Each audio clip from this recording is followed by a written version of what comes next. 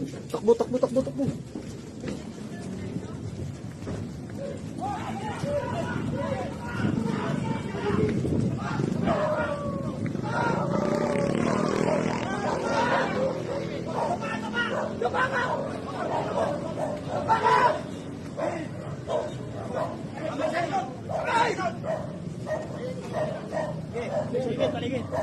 Kamay sa likod! Kamay sa likod!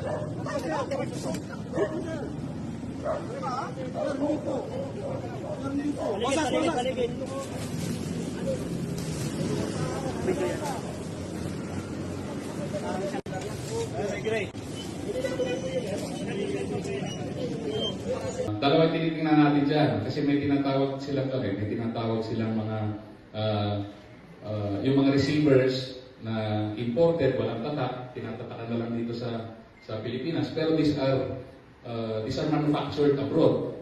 Wala tayong local manufacturing ng mga lower parts ng AR type or M4 type rifles. So, kailangan nating imbisigahan pa ito. Sir, possibly